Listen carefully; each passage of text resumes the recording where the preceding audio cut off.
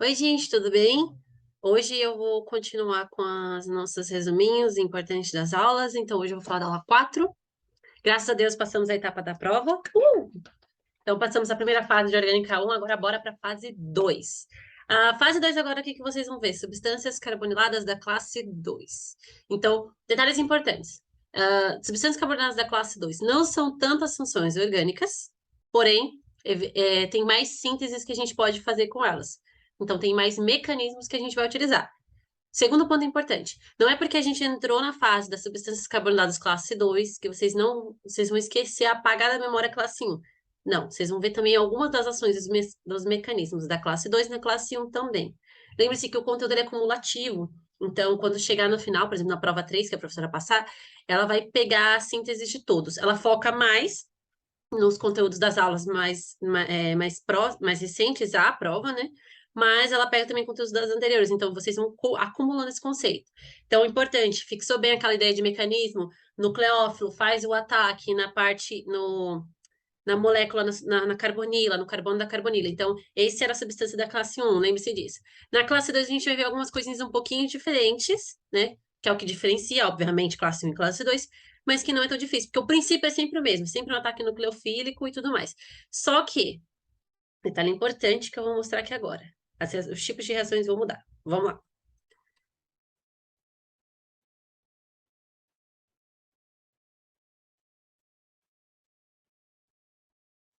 Então, começando aqui substâncias carboniladas classe 2, tá? Essa é a revisãozinha da aula 4, vamos lá. A bibliografia continua sendo a mesma, a Paula Bruce, que a professora sempre usa, e, gente, é maravilhosa. É muito didática, é exatamente na sequência que a Shirley dá, ela segue a sequência da Paula Bruce, que eu também acho bem mais fácil de se compreender. Então, tá ótimo, podem usar esse livro de boa, tá? Vamos lá. Qual que são as substâncias da classe 2? Agora, o que que a gente vai ver? A ação de aldeídos. Acho que minha canetinha não tá funcionando. Deixa eu ver.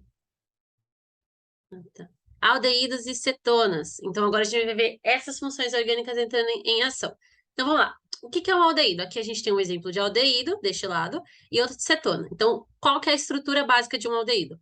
A carbonila, que a gente tem aqui presente, que é o carbono ligado por uma dupla ligação com oxigênio. A gente tem, numa extremidade, um hidrogênio, e na outra extremidade um radical, que pode ser uma cadeia carbônica, né? Que vai ser uma cadeia carbônica aqui, na verdade. Então, essa é a estrutura básica de um aldeído, a carbonila. Uma extremidade, obrigatoriamente, tem que ter o hidrogênio, e na outra, uma cadeia carbônica, certo? A diferença do aldeído para a cetona. A gente também mantém a carbonila, porque é o princípio das substâncias carboniladas, mas aqui nas duas extremidades nós temos duas sequências carbônicas, né? Dois radicais ali que a gente fala. Então a gente tem duas sequências carbônicas para seguir. O que que é interessante da gente observar entre as duas moléculas? A carga delas. Porque, olhando aqui, obviamente, tem mais carga? Quem tem uma diferença de eletronegatividade maior? O aldeído, certo?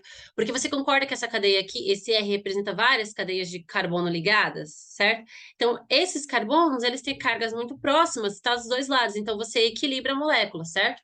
Aqui, o que que você tem em uma das pontas? Você tem um hidrogênio, que ele tende a ser, né, positivo. Então, aqui a gente tem uma carga parcial, deixa eu ver se eu consigo fazer assim bonitinho, parcial positiva, e aqui pelo oxigênio, por causa da eletronegatividade, nós temos uma carga parcial negativa. Então, a gente tem uma eletronegatividade maior nesta molécula. O que a eletronegatividade importa? Lembrem, reatividade. Se você tem cargas na molécula, polos parciais formados, eles são mais reativos. Então, estruturas que não têm tanta carga, que são bem neutras, como essa daqui, por exemplo, elas são menos reativas, elas são mais estáveis. Então, elas, entre esses dois aqui, o mais reativo são os aldeídos, certo? Então, vamos lá. Coisas importantes para lembrar nisso daqui. A reatividade dos aldeídos é maior que a das cetonas, por causa dos hidrogênios. Então, já citei aqui. Isso aqui é importante para vocês lembrarem. Fatores estéricos definem a reatividade. Para quem não lembra o que é estérico, que é estericidade, é tamanho da molécula. Então, por exemplo, vamos supor que aqui você tem um radical, e aí você tem duas cadeias aqui, você tem uma ramificação para cá, com, por exemplo, um propio, aí aqui você tem uma cadeia que liga vários carbonos e tudo mais. Isso daqui, esse volume na molécula, ela é chamada de esterificação. Então, são fatores estéricos, ou seja, do tamanho da molécula. Quanto mais cadeias, mais ramificações você tiver, maior é a estericidade. E isso impede certas reações, porque se você tem um volume maior aqui, a repulsão de alguns elétrons ela é maior. Então, a tendência de você ter ligações aqui sendo formadas é difícil. Você tem que ter muitos fatores que favorecem essa ligação. Então, tá aqui, ó. Acetonas mais volumosas reagem menos. Então, como ela já é menos reativa que um aldeído, se ela tiver muito fator estérico, ela vai reagir menos ainda, certo? Então, o que é importante também? O carbono carbonílico, lembrem, carbono carbonílico, carbono que fica aqui na dupla com oxigênio, de um aldeído, está mais acessível ao nucleófilo do que de uma cetona, justamente por essa parte da reação. Se a gente vê aqui, ó, você tem o carbono que né, tende a formar, ele tem uma carga parcial assim positiva, mais ou menos, e do lado dele nós temos o hidrogênio que também forma carga parcial positiva. Então a gente tem aqui uma facilidade de ataque nucleofílico, por quê? Porque cargas negativas, né, que é o exemplo de nucleófilo, elas vão chegar mais fácil aqui, porque aqui está um lado bem positivo da molécula. O que é diferente aqui? Ah, mas, Thaís, mas aqui tem 2 carbonos, né? Mas aí carbono tende a ficar positivo? Sim, mas aqui tem muito carbono. Entre hidrogênio e carbono, quem é mais positivo? O hidrogênio. Então tem que pensar nisso também, certo? E por último, cetonas têm maiores interações estéricas no estado de transição, o que as torna menos estáveis. Lembra que estado de transição é quando a gente está fazendo o ataque e a molécula chega naquele momento em que ela forma as 4 ligações. Isso é um estado de transição. Então, neste momento, as cetonas elas são menos estáveis, ou seja, neste único momento elas reagem mais rápido. Então, quando você está tendo ataque nucleofílico no aldeído, ele ocorre mais rápido. Mas o estado intermediário dela, que é aquela formação de 4 ligações, ela demora um pouquinho mais para se desfazer a ligação e tudo mais do que a cetona. A cetona tende a reagir mais rápido nessa parte, nesse momento apenas, certo? Então, esses são os pontos importantes para lembrar de início. Seguindo, a gente tem a reatividade. Então, a gente tem aqui uma tabelinha que eu tirei do livro da Paula Bruce, né? Que a gente tem no início. Qual que é mais reativo? Então, a gente tem 3 moléculas aqui. Entre aldeído e cetona, eu já falei que era aldeído, certo? Só que o aldeído, ele tem uma forma que... Ele tem uma particularidade bem interessante, que é o formaldeído, né? O famoso formol, né? Que a gente conhece, o ácido fórmico e tudo mais também. Vem tudo dessa origem aqui. Então, o formaldeído. Gente, nomenclatura... Peguem nomenclatura, uma coisa importante que eu acabei se destacar aqui. Aldeídos terminam com al. Então, etanal, metanal, a gente vai ter lá butil, 2-butil metanal, não, 2-butil propanal. Então, tudo que termina com al é aldeído. Cetona é ona, né? Já tem aqui, ó, o al e o ona. Então, propanona, 2-metilbenzilpropanona. Então, vocês têm que pensar assim, tá? Só para lembrar. Nomenclatura eu não vou focar tanto agora, apesar de ter coisas bem importantes para citar a partir da classe 2, porque eu estou pensando em montar uma aula específica de nomenclatura para lembrar, uma revisãozinha específica. Por quê? Eu acho que eu disponibilizei com vocês uma tabela sobre prioridades de nomenclatura, né? Que como prioridade a gente tem sempre os ácidos carboxílicos, para vocês saberem, quando você tem uma cadeia muito ramificada, por onde que a gente nomeia? Quem é a cadeia principal? Quem é a ramificação? Aldeídos e cetonas, eles não são cadeias preferenciais. Então, geralmente, se tiver uma ramificação, se tiver uma cadeia principal que tem um ácido carboxílico, ele que vai ser o nome da molécula e a cetona e o aldeído vão ser ramificações. Então, tem essas prioridades, por isso que eu queria fazer isso uma coisa à parte. Mas toda vez que vocês verem uma coisa terminada com al e outra com ona, é aldeído e cetona. Então, voltando aqui, da reatividade. A gente tem uma particularidade interessante sobre os aldeídos, que são os formaldeídos.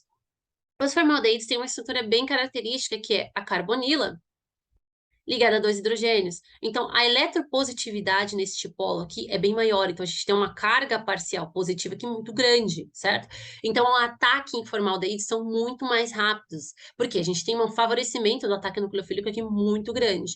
Então, vocês vão sempre ver, quando eles forem separar, até quando a professora for dar com os exercícios, que o formaldeído a gente, tipo, não inclui, a gente faz sempre um pouquinho separado ele dos aldeídos, né? Porque as cadeias de aldeídos são várias. E o formaldeído, como ele tem 2 hidrogênios, é bem interessante a gente trabalhar separado. Então, eles são, obviamente, mais reativos, depois vem os aldeídos e depois as cetonas. E aqui tem outra tabelinha que eu trouxe, que é a reatividade relativa das substâncias carboniladas diante de nucleófilos. Aqui é legal porque essas substâncias, essa tabelinha está contando os da classe 1 e 2. Olha, os aletos de acila, que a gente viu que é mais reativo, eles continuam sendo os mais reativos. Depois os anidridos de ácido. Aí, agora, a gente está vendo o quê? Aldeído e cetona. O que que a gente via antes? Antes, quando a gente via só substâncias carboniladas da classe 1, a gente via os aletos de acila, depois os anidridos, e já pulava para o éster, certo? Porque ele faz parte da classe 1. Depois os ésteres nós víamos ácidos carboxílicos e amida, certo? Agora entraram mais três aqui. Um carboxilato eu mostro para vocês, mas é aquele momento em que o oxigênio está assim, né, ligado ao carbono. Esse aqui é o íon carboxilato. Então, a gente tem agora a entrada do aldeído cetona nessa tabela geral. Então, agora vocês vão ter a visão mais geral. Então, todas as reações agora que vocês vão ver são todas nessas substâncias aqui. Então, os mais reativos são os aletos de acila, depois os anidridos de ácido, depois os aldeídos, as cetonas, os ésteres, que são muito próximos, esse símbolo aqui é quase um tiozinho, muito próximos dos ácidos carboxílicos, depois as amidas e o íon carboxilato, certo? Então, já tenho isso em mente para ajudar vocês a pensarem que, por exemplo, se tem uma molécula que eu tenho duas funções orgânicas, por exemplo, ela tem uma cetona e um aleto de acila numa ponta, quem vai sofrer ataque nucleofílico? Prioridades. Quem vai ser priorizado? O aleto de acila, porque é ele que reage mais rápido. Então, aí se tiver em excesso, óbvio que vai atacar a cetona também. Mas, se não tiver, a prioridade vai ser o aleto de acila. Sempre vai ser ele que vai sofrer o primeiro ataque. Então, isso aqui é uma ordem de reação que você tem que sempre ter em mente, beleza? E agora vamos lá. Como reagem os aldeídos cetonas? A gente está falando da classe 2, aquilo ali foi só para relembrar. Como eles reagem? Diferentemente da classe 1, não é mais substituição nucleofílica, nós temos agora adição nucleofílica. Quem não lembra o que é adição, né? Na substituição, a gente tinha. Vou dar um exemplo genérico aqui. No ácido carboxílico, por exemplo. OH. Aqui eu vou colocar uma cadeia normal. Quando a gente tinha substituição, a gente tinha o nucleófilo aqui, ele vinha fazer o ataque. E no produto final, a gente tinha o quê? A gente tinha um estado intermediário, que formava três moléculas, a gente tinha a restauração da dupla ligação, certo? E a expulsão de um grupo. Então, você substituía uma ligação que você tinha pela outra do nucleófilo que você queria colocar. Nesse caso, você não vai substituir, você não vai mais ter expulsão de nenhum grupo. Você vai simplesmente fazer o ataque nucleófilo e agora essa estrutura vai ficar tetraédrica, porque você vai adicionar. Então, essa seria a adição nucleofílica, para quem não lembra. Então, aqui tem um exemplo. Ó. Esse carbono, para quem não lembra de configuração sp2, é a configuração quando o carbono ele está podendo fazer 4 ligações. Então, reparem que ele está podendo fazer 4 ligações, né? Ele não tem elétrons livres. Essa é a configuração sp2. Quando ele está fazendo 3 ligações, ele está na sp. E quando ele está fazendo uma ligação simples, é na sp3. Então, só para vocês lembrarem isso, tá? Aí aqui ele mostra, ó, tá na ligação simples, nós temos um nucleófilo representado por Z. O nucleófilo faz o ataque à carbonila. Lembrando, ó, aqui, essa estrutura de quê? De uma cetona. Então, aqui é uma estrutura de uma cetona. Faz o ataque à carbonila, temos a abertura da dupla ligação. Lembrem das setinhas saindo da ligação para o oxigênio, para indicar a carga. As setinhas, elas indicam as cargas, gente, o ataque dos elétrons. É sempre isso. Fez a reação, esse grupo agora entrou aqui e nós temos uma ligação simples. O carbono está fazendo ligação simples, certo? Está fazendo ligação simples, então a configuração dele é sp3. Está fazendo ligação dupla? sp2. Ligação tripla? sp, certo? Então, isso que são os estados das ligações do carbono. Mas voltando ao foco, você adicionou o grupo do nucleófilo. Agora a gente formou. Essa estrutura aqui, gente, é o íon carboxilato, tá? Esse aqui é um íon carboxilato, só para lembrar, é esse negativo. Essa estrutura tende a não ser estável, ela é bem reativa, porque nós temos uma certa polaridade aqui, né? Tá maior essa polaridade. E aí, o que a gente faz? Para ela não, se ela geralmente tende a ser reativa, então, e ela é muito instável. Para não deixar tão estável, a gente acidifica o meio para ver o que? Protonação. Então, você protona, depois esse oxigênio acaba protonando aqui, certo? E ele vira uma hidroxila. Então, o que formou aqui? Um álcool, certo? Então, ó, o produto de adição nucleofílica é estável. O Z se ligou ao carbono, ou o Z pode ser um carbono ou um hidrogênio. Então, esse grupo aqui pode ser um carbono ou hidrogênio. Então, por que que isso ocorre? Por que que não tem a expulsão de um grupo? Simples, a resposta está aqui, ó. A reação não forma bons grupos de saída. Por isso, é uma adição e não substituição. Repara que, se eu colocar, por exemplo, um carbono aqui, né, que nem falou, ó, COH. Se esse Z fosse um carbono, ou uma cadeia que tivesse carbono, na hora que eu me ligasse aqui, ele não é um bom grupo de saída. Assim como se eu colocasse só hidrogênio, ele teria que ser como íon hidreto, né? Porque ele sai com a carga negativa. que seria isso aqui não é estável, gente, isso aqui não é um bom grupo de saída. Então, o que que acontece? É mais fácil você acidificar o meio, protonar o oxigênio para ele desfazer de vez essa dupla ligação, do que você tentar expulsar algum grupo. Senão você ia ter que fazer vários mecanismos aqui para conseguir fazer uma substituição. Então, isso normalmente não ocorre. Essa substituição seria muito instável energeticamente, ela gastaria muita energia. Então, é melhor você fazer por esse meio e ter o produto final, que é a formação de um álcool, e claro, uma estrutura tetraédrica, então a gente adicionou o grupo. É simplesmente por isso. Aqui tem duas observações importantes para lembrarem também que são citadas nas aulas, ó. Os aldeídos de cetona sofrem reações de adição nucleofílica com íons hidreto e com carbonos nucleofílicos, né? Íons hidreto, esse daqui, e carbono nucleofílico. Aldeídos de cetona sofrem reações de adição e eliminação nucleofílica com oxigênio e nitrogênio nucleofílicos. O que quer dizer isso aqui? Se esse Z fosse nitrogênio nucleofílico, significa estar com a carga negativa, ou oxigênio nucleofílico, significa estar com a carga negativa, essas reações, o que ia acontecer? Devido a esses dois serem bem mais eletronegativos do que os carbonos e os hidrogênios, que a gente sabe que na tabelinha eles são os mais eletronegativos depois do flúor, o que ia acontecer? Na hora que eu fizesse o ataque, eles ainda iam ter elétrons ali. Então, eles iam depois que fizesse a reação de adição, dependendo do meio, que se você tiver com ácido, base, eles iam ter uma reação de eliminação ali, na sequência, por causa da eletronegatividade deles, tudo bem? Então, é um detalhe interessante de você lembrar que a professora cita em aula. Agora vamos lá, para continuar aqui entendendo como que eles reagem, então tenham lá na mente, já anotem cravos aqui na alma, adição nucleofílica. A gente vai ver agora os mecanismos que a gente pode fazer essas adições. O primeiro é os reagentes de Grignard. Grignard, gente, é como se fosse um NH aqui, tá? Isso aqui é italiano. É só porque eu aprendi um pouquinho italiano, aí eu cismo com isso, mas é Grignard o nome. O que que são os reagentes de Grignard? São esses reagentes como esse daqui, que tá o exemplo, bonitinho, tá vendo? Onde a gente tem a cadeia de carbonos ligada a um haleto, que por uma síntese com um metal, né, e o etoxi, se não me engano, esse aqui é toxi, não lembro como é que é isso daqui.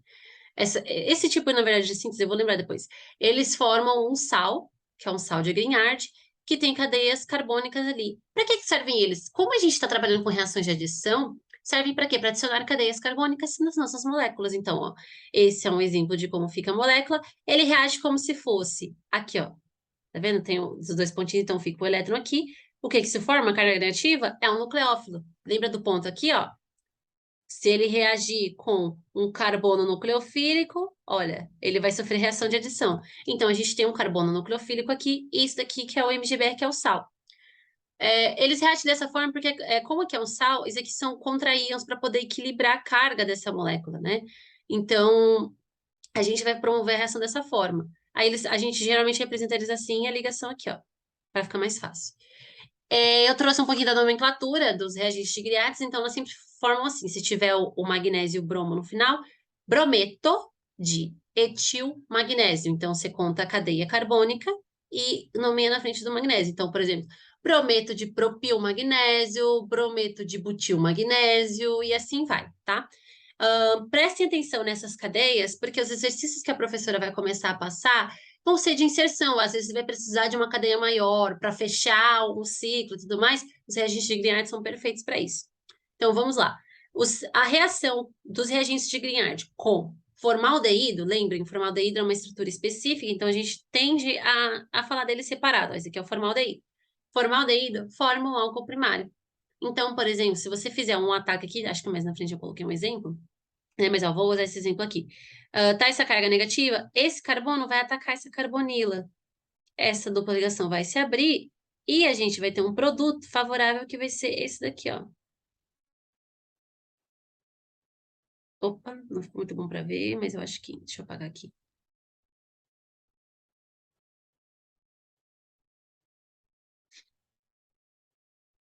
Vai ter o H aqui, certo? E o que que a gente vai ter? Como isso daqui é só um contraíon, ele não reage. Então a gente já coloca direto o que ligou aqui, ó. Certo? Ligou, fez a ligação. Por que que fala que foi um álcool primário? Porque isso daqui vai ocorrer, obviamente, em meio ácido. Então, a gente vai ter lá prótons disponíveis, que o oxigênio protona. E no final, a gente tem o quê?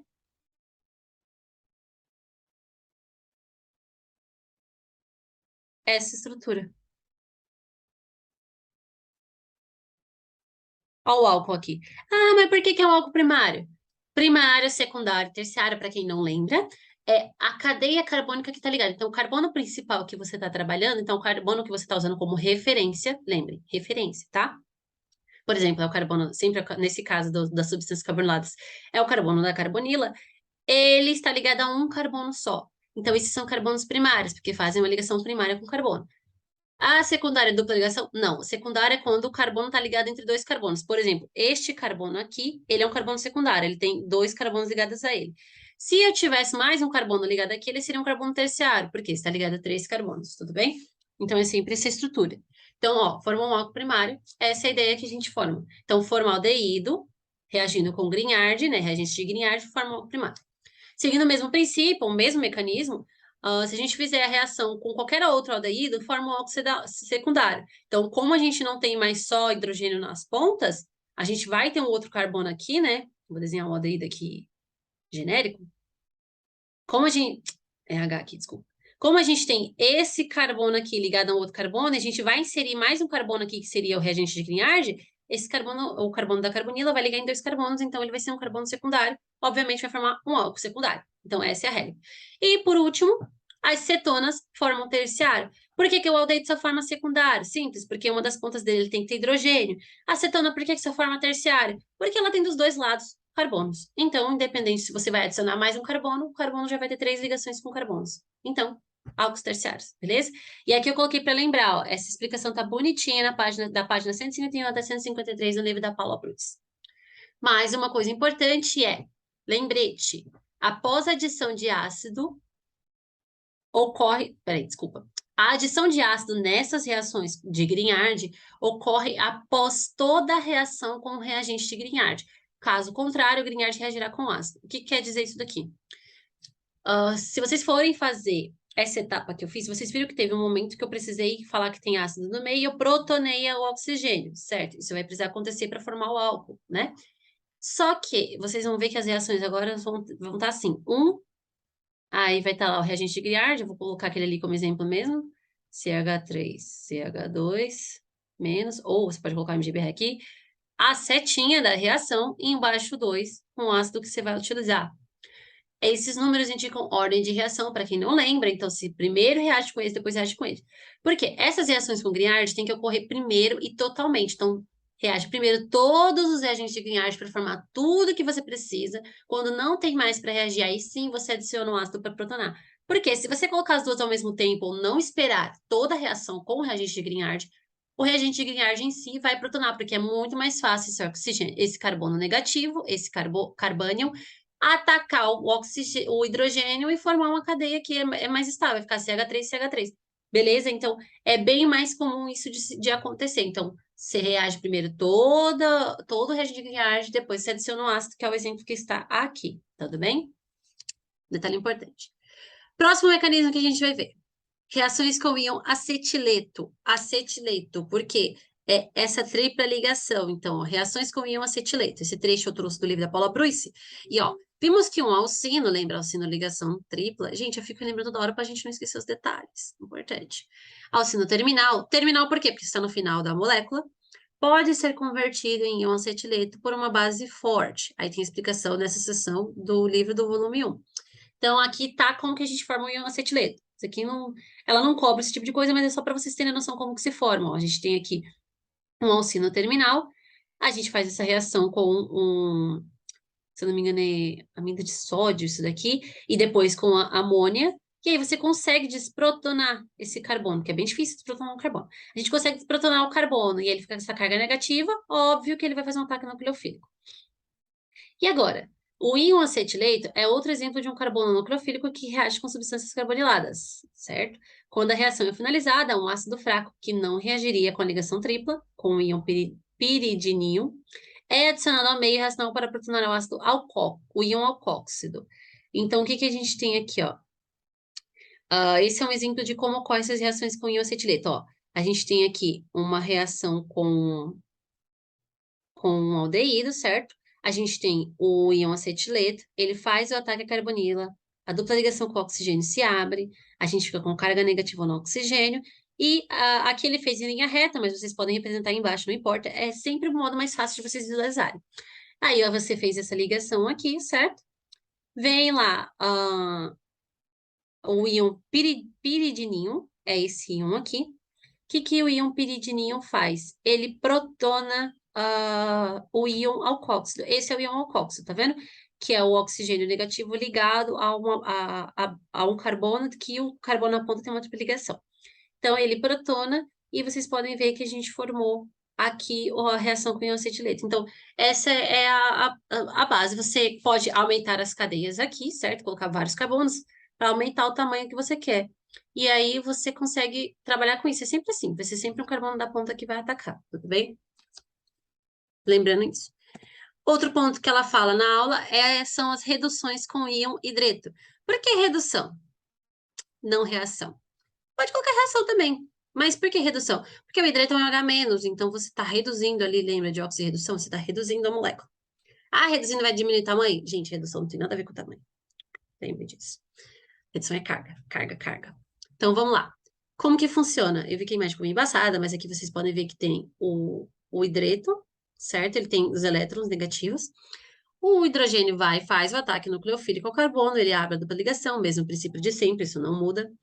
Na reação, nós temos a adição, então, desse íon hidreto aqui, correto? Lembrem que as reações agora são de adição, não de substituição. Nenhum grupo é favorável para a saída. O meio está protonado, correto? Tem a base aqui para poder equilibrar, porque se tem meio protonado, também tem meio que vai precisar de protonar. E também porque o H- é uma base, certo? Então, você tem o meio protonado, esse oxigênio ataca o próton, ele protona e forma o álcool. Pronto. A reação adicionou o hidrogênio ali. A gente tem o que aqui na ponta? Um álcool, e se a gente desprotonar isso aqui e tentar fazer uma dupla ligação, a gente volta a ter um aldeído. Então, essa é a reação bem simplesinha de fazer, bem tranquila. Aí vem a observação. A reação com o íon hidreto forma um íon alcoóxido. Esse é o íon alcoóxido. Seguindo com a protonação, obtém-se um álcool, certo? E aqui tem outra notação importante. Um exemplo de redução é o boro hidreto de sódio. Esse é um exemplo de íon hidreto. Ah, mas tem mas não tá o hidrogênio sozinho e não sei o quê. Lembra do Grignard que a gente tinha o MgBr como contra-íon? Aqui a gente tem o NaB como contra-íon também. E aí vocês vão fazer o ataque do hidrogênio, só mexer com o hidrogênio. A mesma coisa acontece aqui, ó, o lítio, o alumínio e o hidrogênio 4 aqui, ó. Por que sempre 4? Porque é um desses hidrogênios que vai sair e o resultado desse vai ficar com uma parte negativa, mas é um desses hidrogênios que sai aqui. Então, esses são exemplos de reação com íon hidreto. Sempre vai adicionar. Vocês vão ver bastante gente formar, por exemplo, né? Você tem lá uma acetona, aí você tem o de lítio aqui, ó.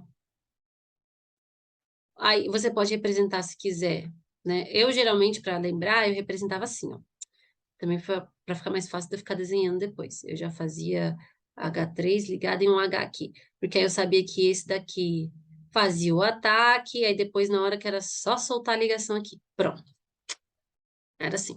Então lembre-se disso, certo?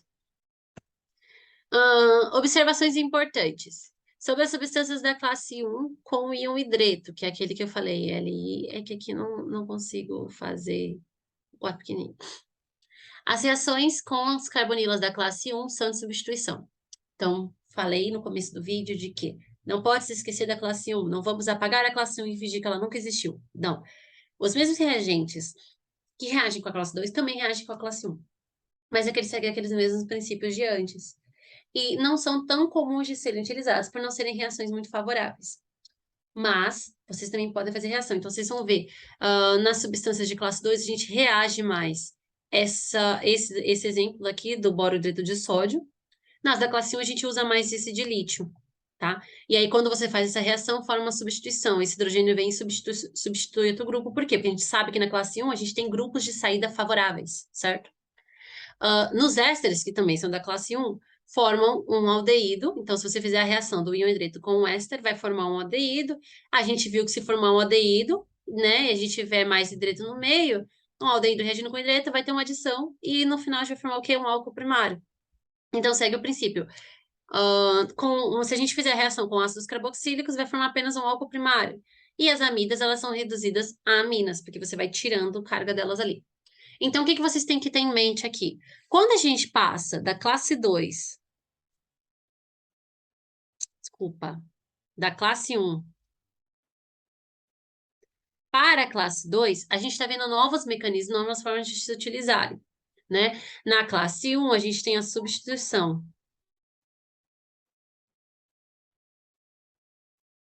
Na classe 2, a gente tem reações de adição. E aí, o que que vocês vão começar a ver com a professora a partir de agora? Olha a dica importante. Vocês vão ver transformações da classe 2 que vão gerar produtos que a gente viu na classe 1, que vocês vão usar a síntese da classe 1. Então, vocês viram aqui, ó, esse aqui é um exemplo.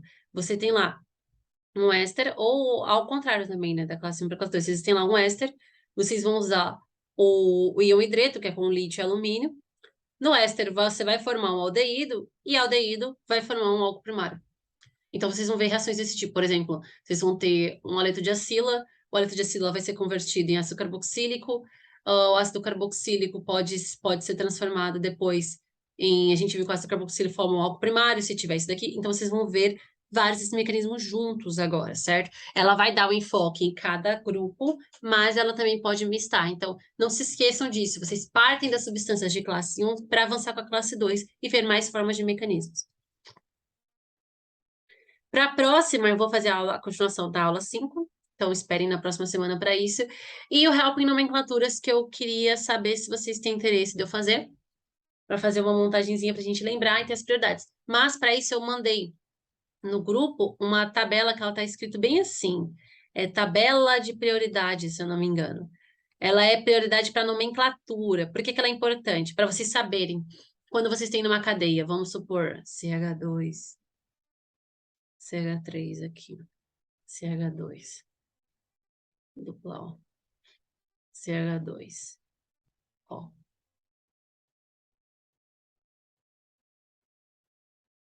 CH3. Vocês têm duas funções orgânicas aqui, certo? A gente tem aqui primeiro um éster, e aqui, desse lado, nessa carbonila, a gente tem uma acetona. Quem tem prioridade? Essa cadeia principal é qual? Qual vai ser o nome dessa molécula? Ela vai terminar com ona ou ela vai ter aquilo lá do ato e o ila no final, que é a do éster? Sim, você olha na tabela de prioridade, quem tem prioridade sobre o que? O éster tem prioridade sobre a acetona. Então, a cadeia principal vai pertencer ao éster, o nome da molécula de cadeia principal vai ser do éster, e a acetona vai ser uma ramificação. Então, foquem nisso, certo? Ela vai ser indicada lá. Essas diferenças são importantes também, tá? Aí nessa tabelinha, se tiverem alguma dúvida de usar, só me chamem. Deixa eu só ver se tem mais alguma informação importantezinha para eu poder falar aqui.